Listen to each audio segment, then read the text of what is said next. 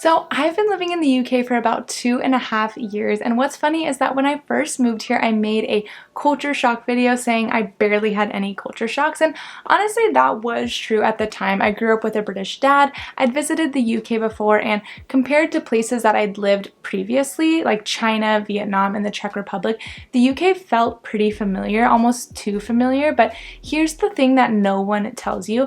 Culture shocks don't always hit you in the first week. Some of the biggest ones don't reveal themselves until you've actually lived here for a long time or lived here long term. So today I'm sharing the biggest UK culture shocks that still catch me off guard even after 2.5 years of living here. First is the language barrier. Even though we both speak English, I used to think that this wasn't really a culture shock because, like I just said, we speak the same language. And obviously after living in China, Prague, and Vietnam, like I mentioned before, I was like, wow, it is so nice to actually live somewhere now where I speak the native language. It just made daily life so easy. But this one slowly crept up on me after 2.5 years of living here. This is absolutely a real thing. Not just vocabulary differences like rubbish, cue, cheeky, lorry, holiday, pants, trainers, but actual communication style and the accents. Let's talk about accents. Americans think that the UK basically has one British accent, which is kind of just a London style accent, but oh my gosh, we are so wrong. London isn't Manchester. Manchester isn't Liverpool. Liverpool isn't Newcastle, and Newcastle isn't Glasgow, and Glasgow definitely isn't Wales. Sometimes I genuinely have no idea what someone is saying, and I just kind of smile through the confusion. And then there's pronunciation, things like vitamin instead of vitamin, schedule instead of schedule, garage instead of garage, privacy instead of privacy. The list goes on, and even after years, I still sometimes get tripped up. Next is grocery shopping every few days instead of stockpiling or bulk buying. This used to be one of the biggest shocks when I first moved here, and even after adjusting, it just feels so different from the American way of shopping.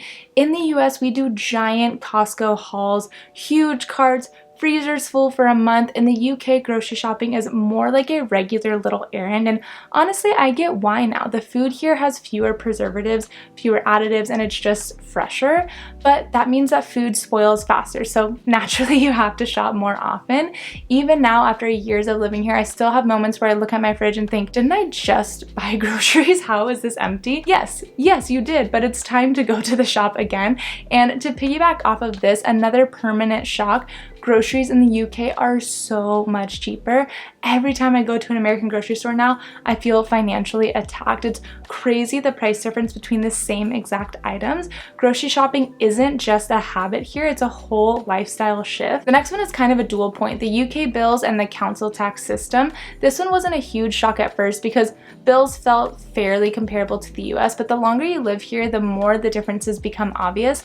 Electricity and gas, honestly pretty similar to the States, maybe a little bit more expensive here in the UK. Wi-Fi, much cheaper here in the UK, but council tax, that is the one that still hits me. In America, we have property tax if you own a home, but we don't have anything like council tax for renters. It still shocks me that you can move into an apartment and suddenly owe a completely separate monthly bill just to exist in that postcode. And then there's the TV license. In the US, live TV is just included. Here, if you want to watch or record live TV or use BBC iPlayer, you legally have to pay a yearly TV license. I understand the purpose now, but I remember being so confused in the beginning, and even years later, I'll forget it exists until renewal time rolls around. The next one is specifically a London culture shock because I remember the first time I posted this culture shock video, I got so many comments saying, come up north, it's different, that's just a London thing. But it's the quiet social style, or kind of like the less small talk overall.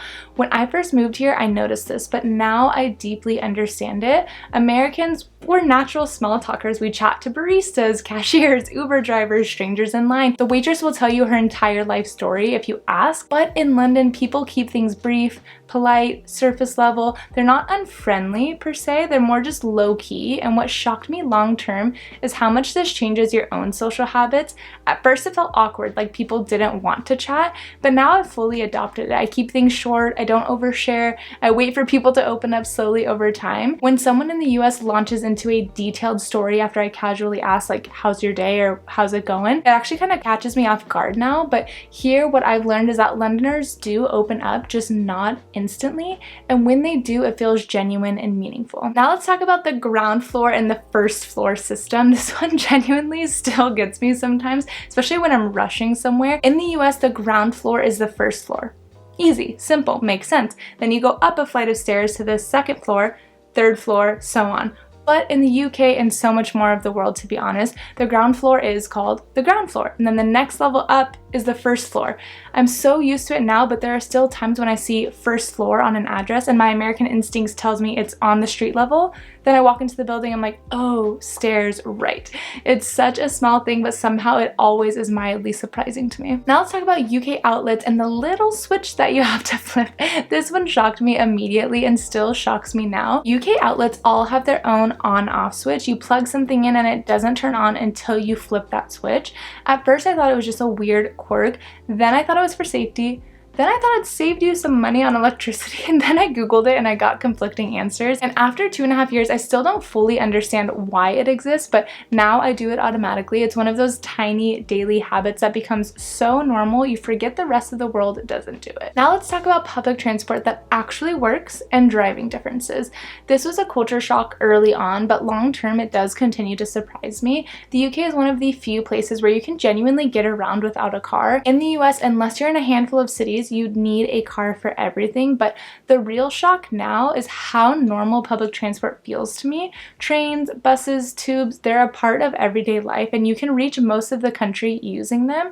When people in the US complain about traffic, my brain genuinely forgets that reliable public transport just isn't normal back there, and I forgot how miserable I used to be driving in bumper to bumper LA traffic for hours, both to work and back home. It's just so nice to just sit on a train, not have to focus or think, and then boom, you're just home. And then of course, driving. You're going to be driving on the left, and you'd think after years that that would feel natural, and for the most part it does, because honestly I just don't really drive here in the UK. I've only rented a car once, but it's mostly when I get into an Uber and then in the front seat I'm like, wait, I feel like I should be the one driving. And even after all this time living here as a pedestrian, I still sometimes check the wrong direction first before crossing the street. That part never really fully leaves you. It's just kind of second nature. Next, let's talk about size of homes, cars, and appliances. This was a noticeable culture shock early on, but living here long term makes it even more obvious. Cars are smaller, houses are smaller, hallways, fridges, stoves, closets, everything is scaled down, and you get used to it.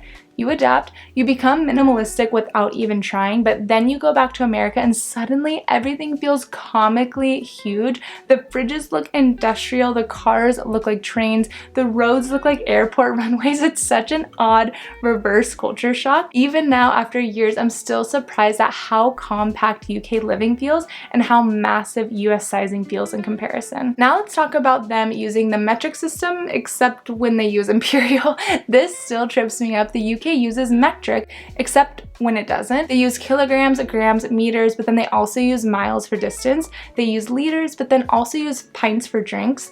Temperature in Celsius, but then weighing people in stones. Stones? Like, what even is that? I understand none of it. I have accepted all of it. And after 2.5 years, I can convert Celsius. I understand kilograms, but stones I will forever need to Google.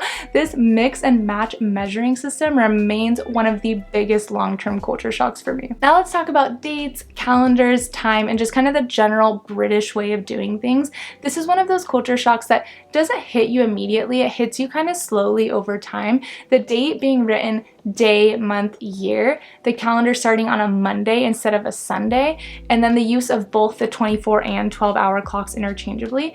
Individually, these things don't really seem like much, but combined and happening constantly, they create this ongoing feeling of having to retrain your brain. Even after years, I still occasionally hesitate before writing the date to avoid mixing it up, and still sometimes forget that 1700 is 5 p.m. and not some mysterious time zone.